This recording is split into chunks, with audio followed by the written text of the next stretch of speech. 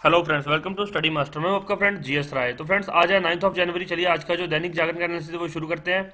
सबसे पहले जो सबसे बड़ी खबर है देख लीजिए, आर्थिक आरक्षण को राज्यसभा की मोहर का इंतजार।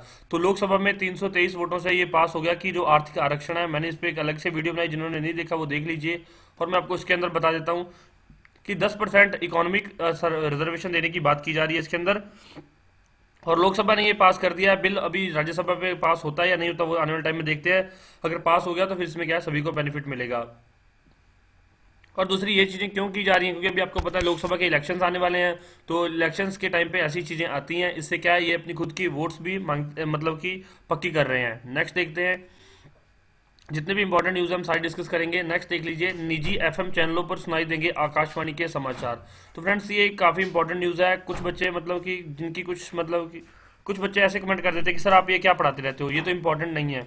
यार अगर आप लोगों को पता ही है इंपॉर्टेंट क्या है क्या इंपॉर्टेंट नहीं, तो फिर आप खुद से न्यूज़पेपर क्यों नहीं पढ़ लेते। अगर मैं आपको कुछ बता रहा हूँ तो उसको सुन लीजिए, कहीं ना कहीं आपको लाइफ में जरूर काम आएगा। जैसे ये भी बता दिया मैंने कि निजी एफएम चैनलों पर सुनाई देंगे आकाशवाणी के समाचार। तो इसके अंदर फ्रेंड्स आपको क्या है कि याद रखना है, आपको याद रखना है कि ये जो अब सबसे पहला क्वेश्चन ये आएगा कि आकाशवाणी कब बना था, आकाशवाणी के बारे में पता होना चाहिए।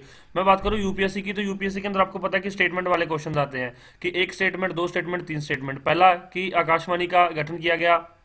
दूसरा, आकाशवाणी पे जो समाचार सुनाई देते हैं, आकाशवाणी कौन से मंत्रालय के अंदर आता है, आकाशवाणी सूचना एवं प्रकाशन मंत्रालय के अंदर आता है ये। और तीसरा कि आकाशवाणी के समाचार अब प्राइवेट एफएम चैनलों पर भी सुनाई देंगे। तो आपको क्या लगेगा कि सर आकाशवाणी मतलब कि आप अगर आपने ये न्यूज़ नहीं पढ़ी तो आपको ये लगेगा कि जो समाचार होते हैं आकाशवाणी के, ये सिर्फ और सिर्फ सरकारी चैनल पर चलते हैं। जो आकाशवाणी है वो गवर्नमेंट का चैनल है, तो सिर्फ उस पर चलते हैं। लेकिन अभी क्या है, एफएम प्राइवेट पे भी चलने शुरू हो गए, तो ये न्यूज़ इंपॉर्टेंट हो जाती है।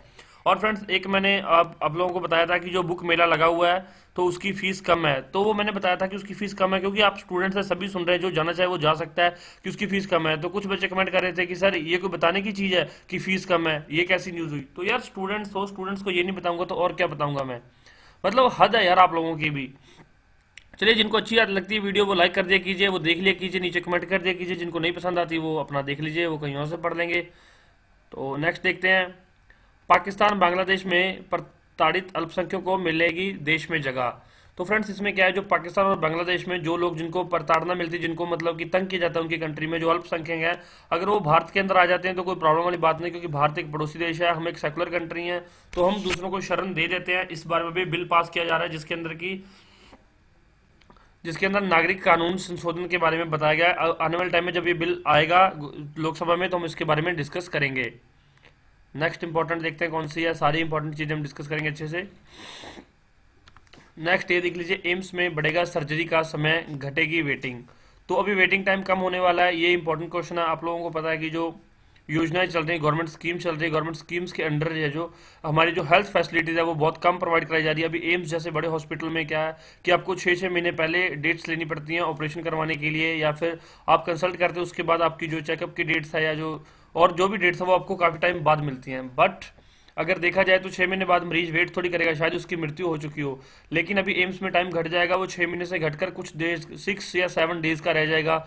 इतना तो पेशेंट फिर वेट कर सकता है। तो ये हमारी जो राष्ट्रीय मिशन की तरफ बढ़ रहे हैं हम, राष्ट्रीय जो हेल्थ मिशन है हमारा, उसकी तरफ हमारी बढ़ोतरी हो रही है, गवर्नमेंट इसमें अच्छा काम कर रही है। नेक्स्ट इंपॉर्टेंट देखते हैं इसके अंदर कौन कौन से हैं। 2020 में अगले 2 साल तक देश में नहीं खुलेंगे इंजीनियरिंग कॉलेज। तो अब तक 200 इंजीनियरिंग कॉलेज बंद हो चुके हैं और 800 ऐसे और इंजीनियरिंग कॉलेज हैं वो बंद होने की कगार पर हैं। 2010 से लेकर 2015 तक बूम था इंजीनियरिंग का, उसके बाद इंजीनियरिंग अब डाउन होती जा रही है। और जो इंजीनियरिंग के कॉलेज पहले खुल रहे थे, अब इंजीनियरिंग कॉलेज बंद होने शुरू हो गए हैं। और 2020 तक अब कोई इंजीनियरिंग कॉलेज नहीं खुलेगा। बट जो इंजीनियरिंग कॉलेज खुले हुए हैं वहाँ पर क्या है, आप आर्ट और साइंस के कॉलेजेस, बीएससी और बीए की पढ़ाई वहाँ पर करवाई जा सकती है। तो आप उसको शिफ्ट कर सकते हैं, चेंज कर सकते हैं। तो इस बारे में ये नया कानून आया, तो आप लोग जरूर देख लीजिए, इसके बारे में थोड़ा पढ़िए जाकर और याद रखिए। नेक्स्ट जो भी इंपॉर्टेंट क्वेश्चन है हम इस वीडियो के अंदर अच्छे से डिस्कस करेंगे। नेक्स्ट है ये चिंता की बात, रेलवे के पुल बन सकते हैं हादसों का सबब। अभी आपको पता है उत्तराखंड के अंदर कुछ दिन पहले जो एक ब्रिज था वो गिर गया था। क्यों? क्योंकि उसकी 100 साल लाइफ वो पूरी कर चुका था, वो 105 साल हो चुकी थी उसकी लाइफ, और वो अचानक से ही खड़ा खड़ा ध्वस्त हो गया, खड़ा खड़ा ही गिर गया। तो उसी तरह रेलवे के काफी सारे पुल हैं जो 100 साल से ज्यादा पुराने हो चुके हैं, जिनके अंदर अभी क्या है, हर टाइम उस पर खतरा लगा रहता है कि इनकी लाइफ तो 100 साल एक्सपेक्टेड बताई जाती है, 100 साल के बाद उनको रिटायर कर देना चाहिए, उनको तोड़ देना चाहिए, वहां पर उनकी सेवाएं नहीं लेनी चाहिए। लेकिन भारत भारत तब तक उस चीज की सेवा लेता रहता है जब तक वो खुद फेलियर नहीं हो जाती, खुद ब खुद टूट नहीं जाती।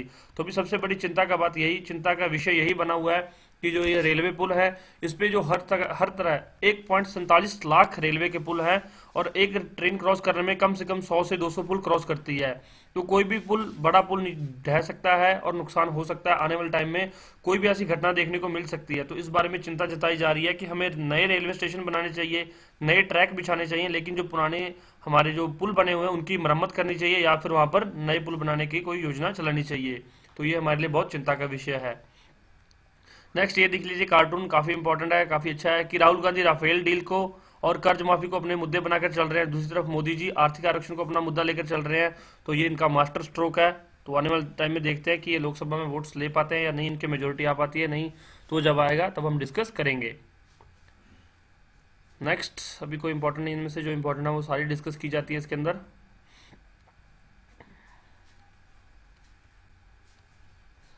ओके, और नेक्स्ट है 99% ग्रामीण परिवार होंगे आर्थिक आरक्षण के दायरे में। तो जितने भी ग्रामीण लोग हैं उनको आर्थिक आरक्षण के दायरे में लिया जाएगा, क्योंकि अभी 8 लाख रुपए इनकम का जो इन्होंने लिमिट रखी है। तो ग्रामीण गांव में, जब गांव के अंदर जो परिवार होते हैं वो ज्यादा 8 लाख से कम ही होते हैं, जिनके पास खेती बाड़ी है उनकी इनकम तो 8 लाख वैसे ही नहीं पहुंचती, या फिर उनको सर्टिफिकेट्स मिल जाते हैं। तो ग्रामीण के जितने भी परिवार हैं, गाँव के लोग हैं, वो ज्यादातर आरक्षण के दायरे के अंदर आ जाएंगे, और शहरों के लोग कुछ इसमें से वंचित रह सकते हैं।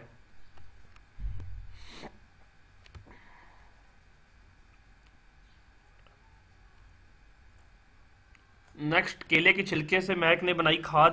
तो ये वुमेन एम्पावरमेंट की तरफ है कि अगर हम लड़कियों को बराबर का पढ़ने का हक देंगे, बराबर की लड़कियां हमारे साथ पढ़ेंगी, लड़कों के बराबर कंधे से कंधा मिलाकर चलेंगी, तो वो भी इनोवेशन करेंगी, वो भी हमारी इकोनॉमी में अपना जो कंधे से कंधा मिलाकर चलेंगी, इकोनॉमी के अंदर साथ देंगी। तो महक ने केले के छिलकों से खाद बना दी है, तो काफी बड़ी उपलब्धि है इसकी। याद रखिए, वुमेन एम्पावरमेंट पे आप इस तरह के एग्जाम्पल्स दे सकते हैं, आपको अच्छे मार्क्स मिलेंगे। नेक्स्ट ये इंपॉर्टेंट है, और इसके लिए आपको मैं क्वेश्चन पूछता हूँ, नीचे जरूर कमेंट कीजिए।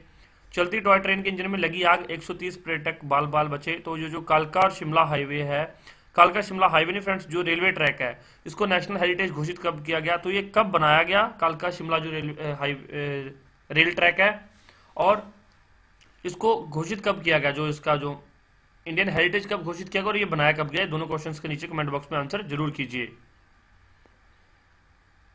चलिए नेक्स्ट देखते हैं अभी इनमें से कौन सा इंपॉर्टेंट है। ये इंपॉर्टेंट है हरियाणा के। अगर आप हरियाणा सिविल सर्विसेज की तैयारी कर रहे हैं, हरियाणा पीसीएस की तैयारी कर रहे हैं, तो हरियाणा की जींद रियासत के इतिहास में पहली बार बेटी के सिर पर सजी राजशाही पगड़ी। तो इसके बारे में, जींद रियासत के बारे में जाकर पढ़ लीजिए। 1768 के अंदर शुरुआत की गई थी इस रियासत की, और 1948 के अंदर इसका राजा कौन था वो जरूर याद रखिए। ऐसे क्वेश्चन एग्जाम में पूछ लिए जाते हैं, क्योंकि अभी ये आया हुआ है न्यूज़पेपर के अंदर, तो ये करंट अफेयर में है। नेक्स्ट है बराबरी की बलवती होगी भावना। पूरा पॉलिटिकल मोटिवेटेड है, हमारे किसी काम का नहीं है। नेक्स्ट ये राष्ट्रीय सोच बदलने वाला फैसला। तो भी आप लोगों को पता है कि जो इकोनॉमिकली बैकग्राउंड है उनको आरक्षण, उनको रिजर्वेशन देने की बात की जा रही है। अभी लोकसभा में बिल पास हो चुका है, राज्यसभा में बिल पास होता है या नहीं होता वो आने वाले टाइम में हम अच्छे से डिस्कस करेंगे। जो भी डिसीजन आएगा हम आपके साथ बताएंगे। लेकिन इसमें क्या है कि जो पहले लोग क्या कहते थे कि हमें जॉब, जनरल वाले क्या कहते हैं हमें जॉब्स नहीं मिल रही क्योंकि हमारे पास रिजर्वेशन नहीं है। तो अभी जनरल के अंदर भी रिजर्वेशन कर दी गई है। तो अब देख लेते हैं कि कितने लोगों को जॉब मिल जाती है, कितने लोगों को उसका फायदा मिलता है। लेकिन इससे यह है कि हमारा एक राष्ट्र है जो सभी को अब रिजर्वेशन के कैटेगरी में हमने लाके खड़ा कर दिया, कि सभी जितने भी हमारी कास्ट सिस्टम है सभी के पास रिजर्वेशन है। SC ST के पास अलग से रिजर्वेशन है उनकी, OBC के पास अलग से उनकी 27% रिजर्वेशन है, और अब जनरल कैटेगरी में भी 10% इकोनॉमिकली बैकवर्ड के लिए अभी प्रोवाइड करवा दी गई है। लेकिन अभी ये बिल है, अभी पास नहीं हुआ है, तो आने वाले टाइम में इसको अच्छे से डिस्कस करेंगे। नेक्स्ट है युवाओं में आत्महत्या की बढ़ती प्रवृत्ति। तो ऐसा क्यों हो रहा है? ऐसा फ्रेंड्स इसलिए हो रहा है क्योंकि आजकल आपको पता है कि जो ज़्यादातर युवा फेसबुक, व्हाट्सएप, अपने ट्विटर अकाउंट्स में या अपने फ़ोन में लगे रहते हैं, तो वो क्या है, जो अपने आसपास क्या हो रहा है उन एक्टिविटी से दूर रहते हैं। अपने आसपास की एक्टिविटी, अपने फ्रेंड्स, वो क्या फेसबुक फ्रेंड्स बना लेते हैं, फ़ोन फ्रेंड्स बना लेते हैं, लेकिन रियल लाइफ में उनका कोई फ्रेंड नहीं होता जिनके साथ वो अपनी प्रॉब्लम शेयर कर सके, या फिर कोई ऐसा फ्रेंड जो उनकी प्रॉब्लम्स को अपने आप से समझ सके। तो किशोर और युवा जितने भी हैं ये अपने अलग अलग रहना शुरू हो गए हैं, और जब स्ट्रेस लेवल बढ़ता है तो वो अपनी तो अपन क्या कर देते हैं, खुद की आत्महत्या कर लेते हैं, खुद को मृत्यु दंड दे लेते हैं कि हाँ मेरे पास इतना ज़्यादा स्ट्रेस हो गया है, क्योंकि उनको कोई समझाने वाला नहीं होता। अगर कोई समझाने वाला हो तो इस लाइफ से, इस सिचुएशन से निकल सकते हैं। तो इसी बारे में बात की गई कि अपने बच्चों को अवेयर कीजिए, बच्चों के फ़ोन चेक कीजिए वो क्या कर रहे हैं, क्या नहीं कर रहे हैं। अगर बच्चा 18 साल से भी छोटा है तो पहले तो उसको फ़ोन प्रोवाइड ही मत करवाइए। चलिए उसको ज़रूरत है तो लैपटॉप या PC प्रोवाइड करा दीजिएगा, स्टडी मैटर्स के लिए उसको चाहिए तो। नेक्स्ट है मजबूत सुधार की और बैंकिंग तंत्र। तो आपको पता है कि अभी 3 बैंकों का विलय किया गया है, 3 बैंक मिलाए गए हैं। तो कौन कौन से 3 बैंकों को मिलाया गया है, नीचे कमेंट जरूर कीजिए। और विलय से मजबूत होगी अर्थव्यवस्था में, पहले ये सारी चीजें डिस्कस कर चुका हूं। नेक्स्ट जीवन जीवन रक्षक है सीट बेल्ट। अगर आप 2 व्हीलर चला रहे हो तो आपके लिए हेलमेट बहुत ज़्यादा जरूरी है, और अगर आप 4 व्हीलर चला रहे हो तो आपके लिए सीट बेल्ट बहुत ज़्यादा अनिवार्य है, क्योंकि जो हमारी जान है वो बहुत कीमती है। ये एक ही बार मिलता है इंसानी जीवन, उसके बाद पता नहीं कब मिले या ना मिले। नेक्स्ट इंपॉर्टेंट है IMF की पहली महिला मुख्य अर्थशास्त्री बनी गीता गोपीनाथ। तो गीता गोपीनाथ जरूर याद रखिए, IMF की पहली महिला मुख्य अर्थशास्त्री हैं ये। इंपॉर्टेंट क्वेश्चन है, डायरेक्ट क्वेश्चन पूछा जा सकता है, एग्जाम पॉइंट ऑफ व्यू से इंपॉर्टेंट है। नेक्स्ट है विश्व बैंक प्रेसिडेंट का पद छोड़ेंगे जिम योंग किम। तो अब ये पद छोड़ेंगे तो कौन बनेगा, वो जरूर याद रखिए, क्योंकि वो एग्जाम के अंदर आ सकता है, सीधा सीधा क्वेश्चन आपको पूछ लिया जाएगा। नेक्स्ट है भारत की तालिबान से वार्ता का ईरान का प्रस्ताव। तो भारत की तालिबान से वार्ता करवाई जाए, हम बातचीत करेंगे। ईरान, आपको पता है हमने चाबार पोर्ट जो लिया था, चाबार पोर्ट जो ईरान के अंदर हम लोगों ने डेवलप किया था, उसकी जो ठेकेदारी हमारे पास आ गई 10 साल के लिए, हम उसको संचालित करेंगे। उसका जितना प्रॉफिट होगा वो हमारे पास आएगा, और कुछ एक प्रॉफिट हम ईरान को देंगे। तो अभी वहाँ पर जो हमारे मंत्री जी गए हुए हैं, नितिन गडकरी जी, तो आने वाले टाइम में हम अच्छे से डिस्कस करेंगे ये। नेक्स्ट देख लीजिए। ओके नेक्स्ट, इसमें तो कोई इंपॉर्टेंट नहीं है, जब कोई इंपॉर्टेंट आएगा तो जरूर डिस्कस करेंगे। मिड डे मील के अलावा जल्दी ब्रेकफास्ट भी जल्द आएगा, हेल्दी ब्रेकफास्ट। तो स्कूल्स में जो आपको है ब्रेकफास्ट की सुविधा भी उपलब्ध करवा दी जाएगी, ताकि बच्चे ज़्यादा से ज़्यादा इंगेज हो सके, या फिर जिन बच्चों को खाना नहीं मिल पाता उनको खाना भी मिलना शुरू हो जाए। नेक्स्ट, और जो एप्पल का आईफोन था, आईफोन 2007 में लॉन्च हुआ है, याद रखिए। फर्स्ट टाइम आज के दिन ही फर्स्ट टाइम 2007 में एप्पल आईफोन लॉन्च किया गया। पृथ्वी से 3 गुना बड़ा ग्रह खोजा गया, वहां पर वायुमंडल भी है और पानी भी है। तो भी कह रहे हैं कि वहां पर जीवन संभव हो सकता है, आने वाले टाइम में इसके बारे में बता दिया जाएगा। जो भी इसके बारे में डिस्कस करेंगे अच्छे से बता देंगे, जो भी न्यूज़ के अंदर आएगा। नेक्स्ट, अभी मनुष्यों की जगह नहीं ले सकता है AI, आर्टिफिशियल इंटेलिजेंस अभी मनुष्यों की जगह नहीं ले सकती, क्योंकि आर्टिफिशियल इंटेलिजेंस के अंदर फ्रेंड्स एक छोटी सी कमी है। अब मान लीजिए, आपको पता, आपने रोबोट मूवी देखी होगी जिसमें चिट्टी रोबोट का काम करता है। वहां पर लड़की आग में मतलब जल रही होती है तो उसको बाहर निकाल कर ले आता, लेकिन लड़की ने कपड़े नहीं पहने होते। तो वो क्या कहता है रोबोट कि मैंने भी तो कपड़े नहीं पहने, कौन सी बड़ी बात है। तो उनमें शर्म, लज्जा या उनके अंदर फीलिंग्स, ये चीजें नहीं होती है आर्टिफिशियल इंटेलिजेंस में। तो ये कमियां हैं, आने वाले टाइम में वो मनुष्यों की जगह नहीं ले पाएंगी। लेकिन क्या पता टाइम के साथ कुछ चेंजेस आ जाएं और ये चेंजेस हो जाएं, तो फिर आने वाले टाइम में आर्टिफिशियल इंटेलिजेंस मनुष्यों की जगह ले पाएंगे। और भी फ्रेंड्स कई चीजें हैं, मशीनरी खराब हो सकती है, मशीनरी बोलकर नहीं बताएगी, ठीक है। कंप्यूटर्स के अंदर कई बार मशीनरी बता देती है, मशीनरी खुद को भी ठीक कर लेती है, लेकिन फिर भी मनुष्य को रिप्लेस नहीं किया जा सकता। जैसे कि बात की जा रही थी कि 2020 तक, 2020 तक जो जितने भी जॉब्स हैं सभी क्या है, आर्टिफिशियल इंटेलिजेंस करेंगे, मनुष्यों को जॉब नहीं मिलेगी। कंपनियां बिल्कुल आर्टिफिशियल इंटेलिजेंस पर डिपेंड रह जाएंगी, रोबोट से काम करवाएंगी, मनुष्य से काम नहीं करवाएंगी। लेकिन ऐसा नहीं है, आने वाले टाइम में मनुष्य को जॉब जरूर मिलेगी। जैसे कोई और इंपॉर्टेंट अपडेट होगी वो आपके साथ डिस्कस करते रहेंगे। तो दैनिक जागरण यहीं तक खत्म होता है फ्रेंड्स, आज का दैनिक जागरण कंप्लीट हो चुका है। Thank you so much. Video को पसंद आए तो लाइक कीजिए, शेयर कीजिए, और कोई भी डाउट हो कमेंट कीजिए। Thank you so much friends.